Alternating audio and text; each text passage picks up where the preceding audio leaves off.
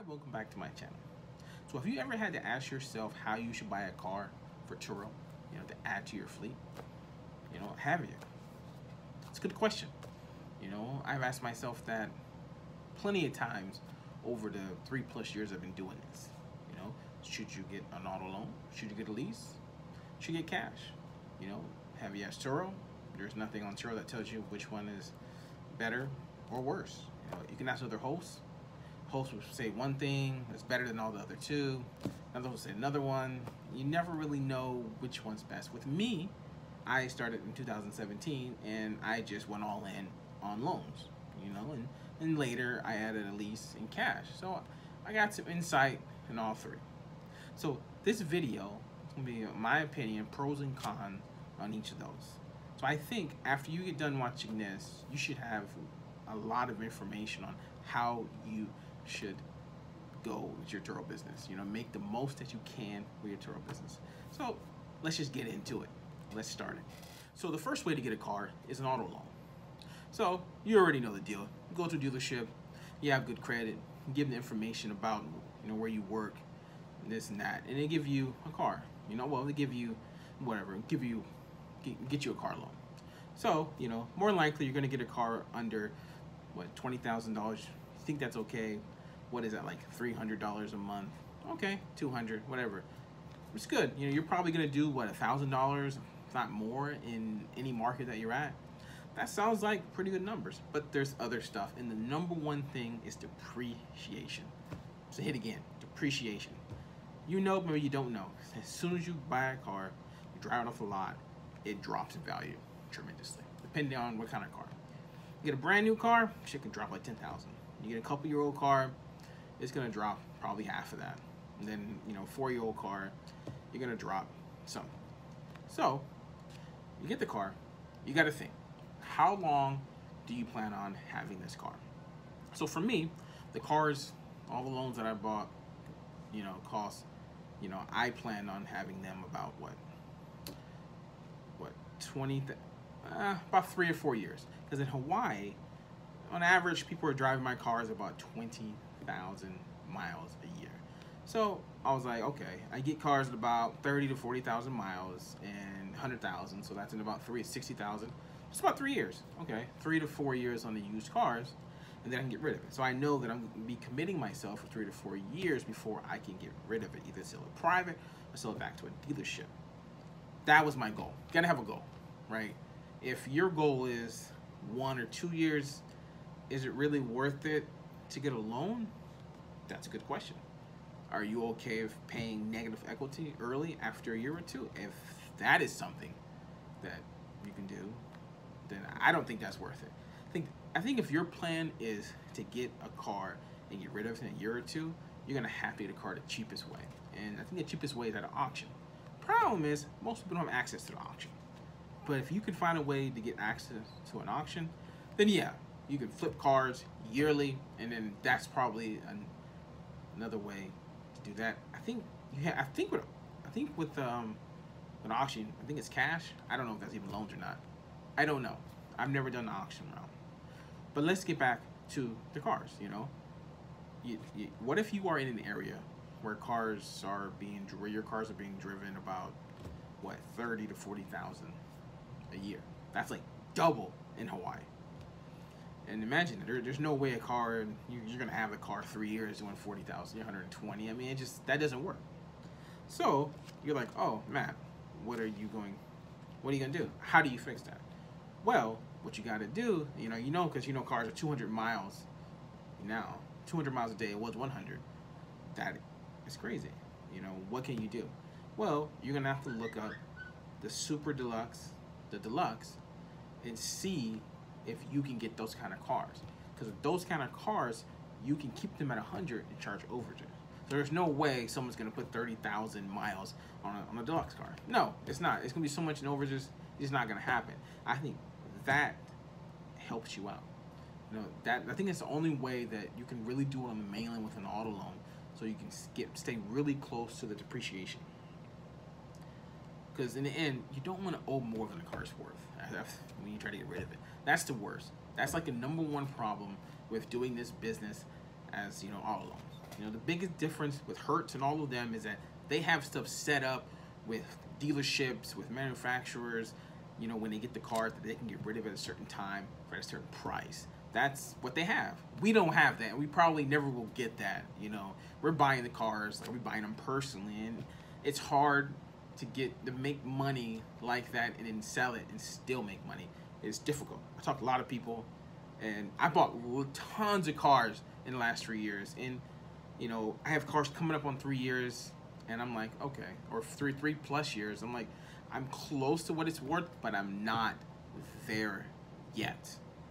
You know, maybe another year I'll be there. And on those new cars that I bought, man, the new cars, $40,000 Camaros that I have, I'm telling you, I'm probably gonna have those cars for like 5-6 years before I'm even on it. I mean, it's just crazy. Like 5 years committing myself. Did I know that? Somewhat, but I didn't know that I was gonna be that much.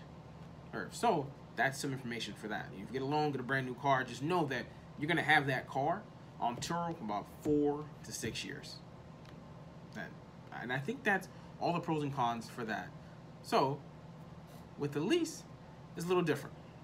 So as you know, you saw my 2019 Nissan Sentra. I've been wanting to get a lease for a while, but I got kind of issues with leases back in the day before Turo. But you know, with a lease, you know, you agree to a certain amount of mileage. You know, it's either what, 12,000 or 15,000. You know, that your monthly goes up and down depending on which. So you're like, Matt, you just said it's 20,000 miles a year, so you get 12 or 15. Like, that already doesn't work. You know, like, how does that work? Well, you know what the thing is, what I'm gonna do is that I'm gonna let it rent regular, and once it reaches, I have 15,000 by the way. Once it reaches 45,000 miles, I'm gonna raise the price tremendously to cover the difference. Or at that point, you could try and sell it. Probably gonna lose money on it. Don't do that. Just raise the price, and then boom, you know, it will cover whatever's rented, and then at the end of the 3 years, you'll just get rid of it. You know, there's no negative equity. You might pay like some closing stuff, but that's it. You're not stuck with this big old bill, which is what where I'm kind of in the predicament right now. But you won't be stuck with that. You know, but the biggest thing with the lease, you cannot lease a regular car. It's just, I mean, you can, but you're gonna have to do what I said. I think if I was on the mainland, I would only lease like deluxe and super deluxe, but those cars cost a lot of money. Plus, brand new, man, I don't even know, but they're probably north of $50,000. So who knows what the monthlies on that? I don't know, 4 or 5, but hopefully you can get like what, 1,500, at least 1,500 a month. So that is money. But at least, you know, you don't have to worry about negative equity. You just have to raise your prices when you reach that number. That's the big thing. You have to raise the price. If you don't and you keep renting like that, you're going to be way over mileage. And I think it's 20 cents a mile, and that adds up. I mean, I had a car like that, and I got really destroyed at the end. Really destroyed at the end. And another thing with the lease, you know, if you get into totals is another big thing. If someone totals your car on a lease, that's a problem. It's a problem, especially with the difference in the gap, whatever it's worth. You know, gap insurance, they don't like working with commercial, and you know, if they find out, you might lose that difference. You might have to pay it yourself. So that's a problem. I've heard of both sides doing that. I think that, yeah, and I think that's the pros and the cons. So the last one is going to be cash. So let's see, you want to start a Turo business, and you got tons of cash on hand. You got $30,000, $40,000, $50,000. You can go out there and get some cars. So are you going to get a lot of used cars, old cars, or shooters, what people say, you know, which is basically just beaters? You can get a lot of those to try to make money on them, or are you going to try to go for like nicer, newer cars, but basic newer cars? Like, you know, for me, you know, I was just a few days ago, I was at dealership, I was looking at a Chevy Spark. You know, it's cheap, you know, just base model, cheap, and it's like $13,000 or 12. They might have a deal on it. You know, 12,000 for a brand new car. I mean, how can you say no to that? It's small, but people don't care. Compact. I mean, but $12,000 on that, you could just give them 12,000. Boom, get out the door. Obviously, when you drive it off a lot, you lose some money, but you rent that car. It's rented from like 5 miles, so that's good. I mean, you can rent that car for like what, 2 years, or rent a car for a year, and you'll probably be, you know, Be positive. You definitely, well, a year or two. I say a year. Say a year, you probably make your money back. Yeah, 12. Yeah, let's go a year. Yeah, 1 year. At least me, 1 year, I'll make that money back. Definitely, the way I do my business. So you do that. So the biggest thing, you gotta have money. So if you don't have much money trying to do cash, you're probably only gonna get used cheap cars. And with Turo, you know that has to be 12 years or newer. So 12 years. But if you get it on there and it's 12 years, and then it turns in 13, 14, it's still good. But it got to be 12 years and under 120,000 miles. You can go that route. But getting really old cars on the platform and they're renting out every single day, you are going to have issues. Like, that is a guaranteed fact. You are going to have issues with that car. So you know you're going to have to put money away to mechanical issues. I mean, just the other day, I just had to get an alignment, have a tire. I mean, it's just stuff. And then stuff with the engine on my other car. I mean, my cars are like 90,000. So I know having over 100,000 miles on a car and renting it out regularly, you're going to have issues. And yeah, what else is there? Another good thing is with cash is that you can sell when you want. So I think that's probably like the biggest thing out of the three. With cash, you can sell the car whenever you want to and be done with it. Other ones, you're negative on both. So thanks for watching my video all the way to the end. So after all this information I've given you, I think that you can come to the conclusion on how you will buy a car. So if you have any questions or anything, just leave in the comments. I'll get back to it. So, and next week I'm gonna go over my Turo stats for the month of November. It was doing pretty good in Hawaii, and then it slowed down, then it picked back up. So that's gonna be a good video. In the video after that, I am going to either talk about how to manage your Turo fleet on vacation, or I'm going to talk about things not to do on Turo. So thanks for watching my video. If you liked it, hit the like, hit that subscribe button.